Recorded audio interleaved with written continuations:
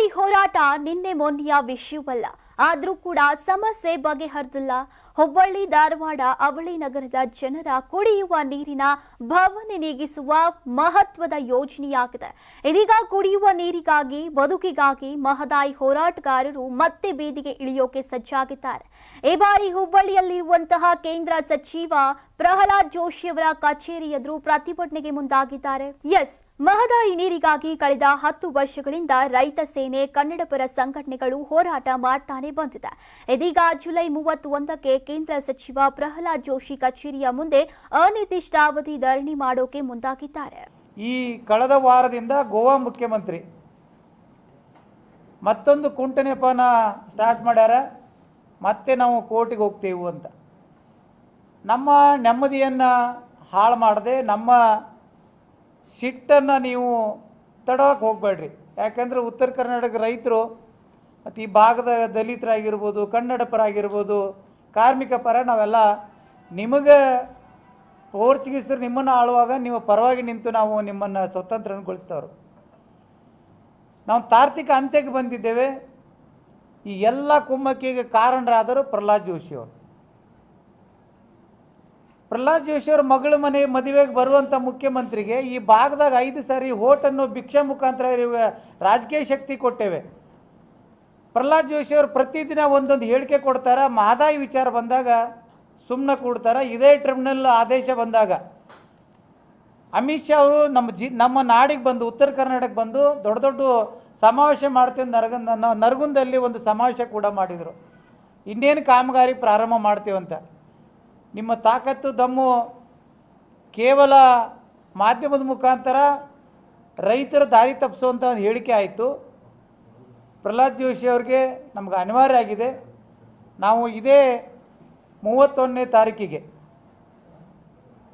ಪ್ರಹ್ಲಾದ್ ಜೋಶಿಯವರ ಕಚೇರಿ ಎದುರುಗಡೆ ನಿರಂತರ ಹೋರಾಟವನ್ನು ಮಾಡಬೇಕು ಅಂತೇಳಿ ಒಂದು ಇತ್ಯರ್ಥಕ್ಕೆ ಬಂದೇವೆ.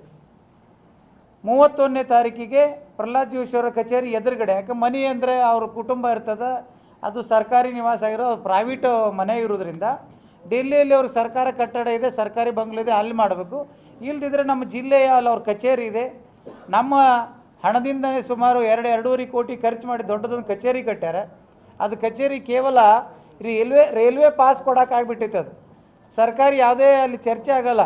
ಕೇವಲ ರೈಲ್ವೆ ಪಾಸು ಈ ನಾರ್ತ್ ಇಂಡಿಯಾದವ್ರು ಬಂದು ಒಂದಿಷ್ಟು ಮಂದಿ ಅದಾರ, ಅವ್ರು ರೈಲ್ವೆ ಪಾಸ್ ಕೊಡೋಕ್ಕಂತ ಆಗಿಬಿಟ್ಟಿತ್ತು ಆ ಕಚೇರಿ. ಆ ಕಚೇರಿ ಎದುರುಗಡೆನೆ ಅಧಿಕೃತವಾಗಿ ನಮ್ಮ ಕೇಂದ್ರ ರಾಜ್ಯ ಸರ್ಕಾರದಿಂದ ಏನವ್ರಿಗೆ ಬಾಡಿಗೆ ಕಟ್ತದ ಆ ಕಟ್ಟಡದ ಎದುರುಗಡೆನೆ 31ನೇ ತಾರೀಕಿಗೆ ಗುರುವಾರ ಹೋರಾಟ ಮಾಡಬೇಕಂತ ನಿರ್ಧಾರ ತೊಗೊಂಡೇವೆ. ಡೆಲ್ಲಿ ಇಲ್ಲಿ ಆದಮೇಲೆ ಡೆಲ್ಲಿ ಕಚೇರಿಗೆ ಹೋಗ್ಬೇಕಂತಿದೆ. ಡೆಲ್ಲಿ ಕಚೇರಿ ಕೂಡ ಹೋಗಿ ಅಲ್ಲೇ ಡೆಲ್ಲಿ ಕಚೇರಿ ಮುಂದೆ ಹೋರಾಟ ಮಾಡೋದು ಅಥವಾ ರಾಷ್ಟ್ರಪತಿ ಕಚೇರಿ ಎದುರುಗಡೆ ನಾವು ಪ್ರೊಟೆಸ್ಟ್ ಮಾಡೋದು, ಅದು ಮುಂದಿನ ದಿನದಲ್ಲಿ ಮಾಡ್ತೇವೆ.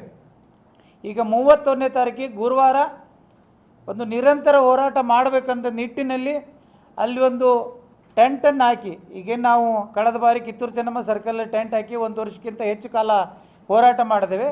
ಅದೇ ರೀತಿ ಪ್ರಹ್ಲಾದ್ ಜೋಶಿ ಅವ್ರ ಕಚೇರಿ ಎದುರುಗಡೆನೇ ಟೆಂಟ್ ಹಾಕಿ ಹೋರಾಟ ಮಾಡಬೇಕಂತೇಳಿ ನಿರ್ಣಯಕ್ಕೆ ಬಂದೇವೆ. ಇನ್ನು ಮಹದಾಯಿ ನೀರು ಹಂಚಿಕೆ ಕುರಿತಂತೆ 2018ರಲ್ಲೇ ನ್ಯಾಯಾಧೀಕರಣ ತೀರ್ಪು ನೀಡಿದೆ. ಕೇಂದ್ರ ಸರ್ಕಾರವು ಅದಕ್ಕೆ ಗೆಜೆಟ್ ನೋಟಿಫಿಕೇಶನ್ ಕೂಡ ಮಾಡಿದೆ. ಆದರೆ ಈವರೆಗೂ ಕೇಂದ್ರ ಸರ್ಕಾರದ ಅರಣ್ಯ ಮತ್ತು ಪರಿಸರ ಸಚಿವಾಲಯದಿಂದ ಅನುಮತಿ ಸಿಗುತ್ತಿಲ್ಲ. ಇದಕ್ಕೆ ಕಾರಣ ಕೇಂದ್ರ ಸರ್ಕಾರ ಮಹದಾಯಿಯಲ್ಲೇ ನಿರ್ಲಕ್ಷ್ಯ ತೋರಿದ ಈ ಭಾಗದ ಕೇಂದ್ರ ಸಚಿವರು ರಾಜೀನಾಮೆ ನೀಡಬೇಕು ಅಂತ ರೈತ ಮುಖಂಡರು ಆಗ್ರಹಿಸಿದ್ದಾರೆ. ಕೇಂದ್ರ ಸರ್ಕಾರ ಇದರ ಸಂಪೂರ್ಣವಾಗಿ ವಿಫಲವಾಗಿದ್ದಾರೆ. ಪ್ರಧಾನಮಂತ್ರಿ ನರೇಂದ್ರ ಮೋದಿ ಅವರು ಕರ್ನಾಟಕ ಆಗಿರ್ಬೋದು, ಗೋವಾ ಆಗಿರ್ಬೋದು ಹಾಗೂ ಮಹಾರಾಷ್ಟ್ರದ ಮುಖ್ಯಮಂತ್ರಿಗಳೇ ತಕ್ಷಣ ಕರೆದುಕೊಂಡು ಮಾತುಕತೆ ಮುಖಾಂತರ ಇತ್ಯರ್ಥಗೊಳಿಸಲಿಕ್ಕೆ ಭಾಳ ಹೊತ್ತೇನು ಒತ್ತಲ್ಲದು. ಮಾತುಕತೆ ಕುಂತರಂದ್ರೆ 1-2 ತಾಸಿನಲ್ಲಿ ಬಗೆಹರಿತಿದ್ದು. ಯಾಕಂದರೆ ಇದರಲ್ಲಿ ಸಂಪೂರ್ಣವಾಗಿ ರಾಜಕಾರಣ ಮಾಡ್ಕೊಂಡು ಬರ್ತಾ ಇದ್ದಾರೆ. ಅದು ರಾಜಕಾರಣ ಆಗಬಾರ್ದು ನೀರಿನ ವಿಷಯದೊಳಗೆ, ಅಭಿವೃದ್ಧಿ ವಿಷಯದೊಳಗೆ. ಯಾಕಂದರೆ ಈ ಭಾಗದ ಪ್ರಭಾವಿ ನಾಯಕರಾದ ಪ್ರಹ್ಲಾದ್ ಜೋಶಿ ಅವರಿಗೆ ನಾವು ನಿರಂತರವಾಗಿ ಕಳೆದ 8-10 ವರ್ಷಗಳಿಂದ ನಾವು ಹೋರಾಟ ಮಾಡ್ಕೊಂಡು ಬರ್ತಾ ಇದ್ದೀವಿ. ಹುಬ್ಬಳ್ಳಿಯ ಕಿತ್ತೂರು ಚೆನ್ನಮ್ಮ ಸರ್ಕಲ್ನಲ್ಲಿ ನಾವು 1 ವರ್ಷ ಮೇಲಾಯಿತು ಹೋರಾಟ ಮಾಡ್ಕೊಂಡು. ಒಂದು ದಿವಸ ಜಗದೀಶ್ ಶೆಟ್ಟರ್ ಕೂಡ ಬಂದಿಲ್ಲ, ಅಲ್ಲಿ ಪ್ರಹ್ಲಾದ್ ಜೋಶಿ ಅವರು ಬಂದಿಲ್ಲ, ಹಾಗೂ ಈ ಸಂಬಂಧಪಟ್ಟಂಥ ಮಂತ್ರಿಗಳು ಕೂಡ ಬಂದಿಲ್ಲ.